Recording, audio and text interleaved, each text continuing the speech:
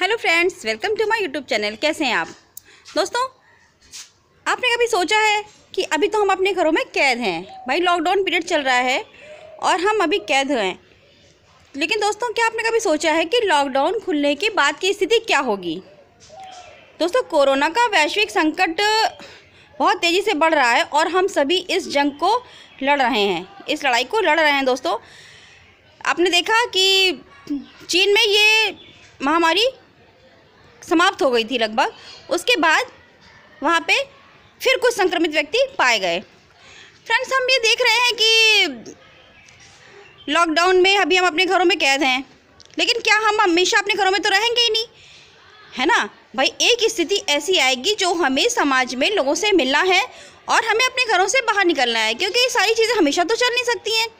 बस यही स्थिति दोस्तों वो होगी जब हमें इस महामारी से असली जंग जीतनी है।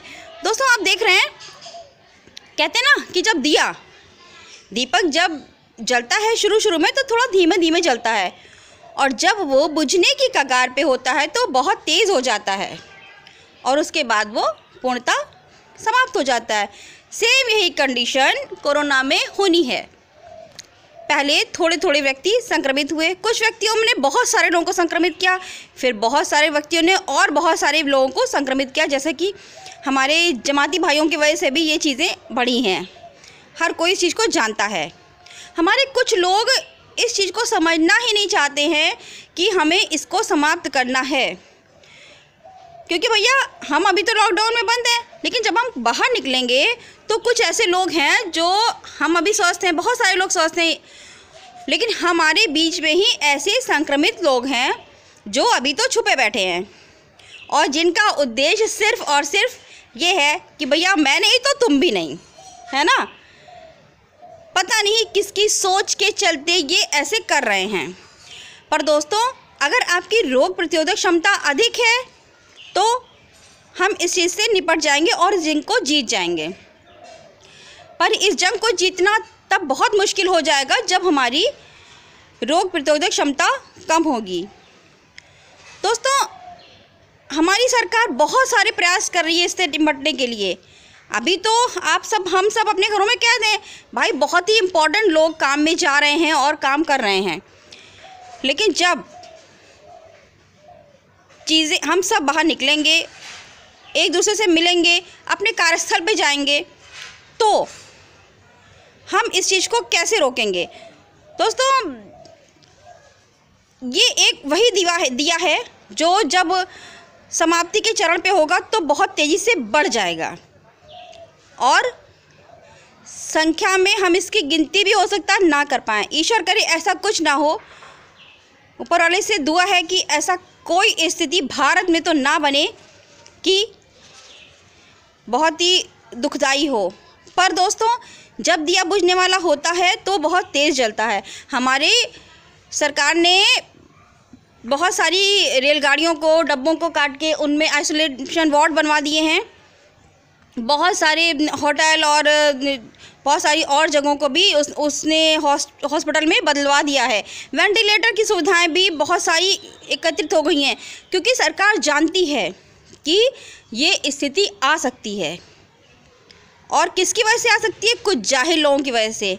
हमारे समाज में ही कुछ ऐसे लोग हैं। दोस्तों, हम स्वस्थ समाज में रह के स्वस्थ समाज की परिकल्पना क्यों नहीं कर सकते हैं?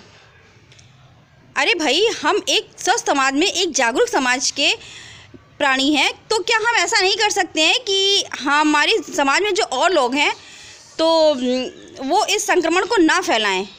क्या उद्देश्य है भाई? आपका क्या उद्देश्य है कि आप इस संक्रमण को और बढ़ा रहे हैं? अरे भाई, आप हमारा साथ दीजिए। अगर कहीं भी कोई शिकायत है, ज़रा सा भी संक्रमण की कोई शिकायत है, आप खुद आइसोलेट हो जाइए, डॉक्टर से संपर्क करिए, हैं। लेकिन जिनका उद्देश्य है कि भैया इसको फैलाना ही है, तो इसको कोई रोक नहीं सकता है। बच्चे, बूढ़े, जवान, कोई भी इसकी चपेट में आ सकता है। दोस्तों, हम, तुम, कोई भी, ईश्वर ना करे किसी के साथ भी ऐसा हो, पर एक समाज में रह के हम प्रधानमंत्री जी का साथ तो दे ही सकते हैं।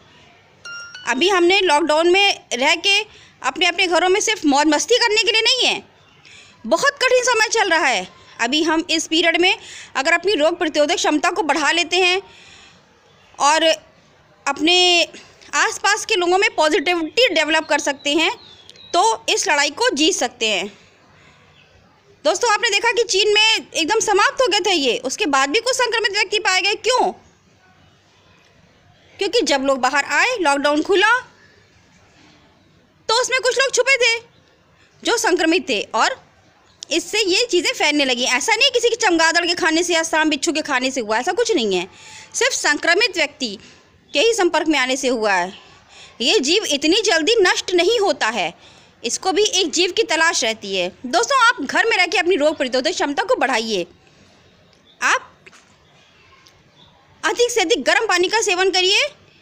देखिए, मैं कोई बहुत बड़ी हस्ती तो हूँ नहीं कि आप मेरी बात को मानेंगे, क्यों मानेंगे, लेकिन हाँ, मैं एक समाज की नागरिक हूँ और इस समाज की नागरिक होने के नाते मेरा भी फ़र्ज़ बनता है कि मैं अपने दोस्तों को, अपने लोगों को जागरूक करूं। अगर आप जागरूक हैं तो आप भी अपने और लोगों को भी जागरूक करिए।